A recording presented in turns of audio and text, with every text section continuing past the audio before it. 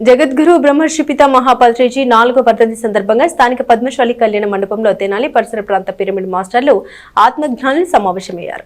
ఈ సమావేశంలో పిరమిడ్ మాస్టర్లు తమ ధ్యాన అనుభవాలు పత్రిజీతో తమ జ్ఞాపకాల్ని పంచుకున్నారు. డాక్టర్ జాస్తి వెంకట సుబ్బారావు, ఏలవర్తి రాంబాబు, సాంబశివరావు, భానుమతి, జాస్తి ఈశ్వర Prashanth, Praneetha, Nagalakshmi, doctor Venkaiah, ELV Apparao, Keshavarao, K Subbarao, వెనుగల Ramesh తదితరులు పాల్గొన్నారు. అందరూ ధ్యాన శాకాహార పిరమిడ్ల గురించి విశేషంగా ప్రచారం చేయాలని నిర్ణయించారు.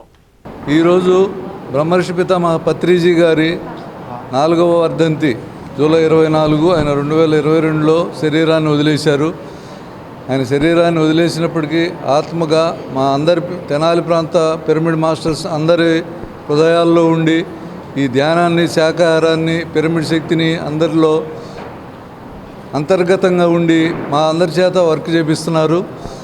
అందరూ కూడా మెయిన్గా శాకాహారులు అవ్వాలి. ప్రతిసారి ఎప్పుడు చెప్తూ ఉండేవాళ్ళు, మనం ముందు శాకాహారి అవ్వాలి, తర్వాత ధ్యానం. ఎందుకంటే ధ్యానం చేస్తే అది మన స్వలాభం వస్తుంది, దాంట్లో కొంత స్వార్థం ఉంటుంది. అదే శాకాహారం తింటే మన తోటి జీవిని చంపకుండా మమాత్మ సర్వభూతాత్మ ప్రతి జీవిలోనూ భగవంతుడిని చూసే అవకాశం కేవలం శాకాహారులకు మాత్రమే దక్కుద్ది. అలాగే మాంసాహారం బలం అనే అపోహతో ఈరోజు సమాజం ఇంత సైంటిఫిక్గా డెవలప్ అయినప్పటికీ కేవలం శాకాహారం మాత్రమే పూర్తి ఆరోగ్యం, ఆయుష్, ఆనందం ఇస్తుందని చెప్పి బలంగా నేను నమ్ముతూ, ఇది సైంటిఫిక్గా ప్రూవ్ అయింది. నేషనల్ ఇన్స్టిట్యూట్ ఆఫ్ న్యూట్రిషన్ అనే బుక్లో ఎవరైనా సరే చూసుకోవచ్చు. దాంట్లో శాకాహారం ఉన్నంత బలం మాంసాహారంలో లేదు.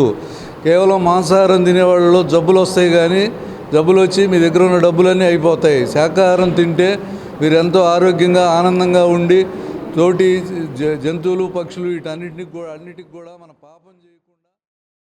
నా పేరు ప్రణీత. నేను చాలా చిన్న వయసు నుంచి ధ్యానం నేర్చుకోవడం జరిగింది.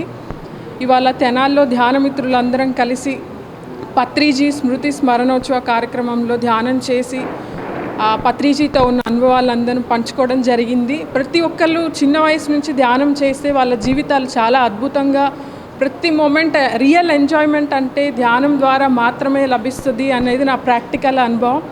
సో పత్రిజీ చెప్పింది ఏంటి అంటే, ఎవ్రీ మినిట్ ఎంజాయ్ చేస్తూ జీవహింస చేయకుండా శాకాహార జగత్, ధ్యాన జగత్, పిరమిడ్ జగత్, 4వది ఆత్మజ్ఞానులే పరిపాలకులు కావాలి అనే నినాదాలతో బ్రహ్మర్షి సుభాష్ పత్రిజీ తన జీవితాన్ని డెడికేట్ చేసి ఈరోజు లక్షలాది మంది ధ్యానులు తయారయ్యారు. అండ్ ఆగస్ట్ 15 బ్రహ్మర్షి పత్రిజీ డేగా టెక్సస్ యుఎస్ నుంచి ఆ డేగా అనౌన్స్ చేయడం జరిగింది. అమెరికాలో కూడా అట్లా ప్రతి ఒక్కళ్ళు ధ్యానం చేసి వాళ్ళ జీవితాలు హ్యాపీగా ఉండాలని కోరుకుంటున్నాను.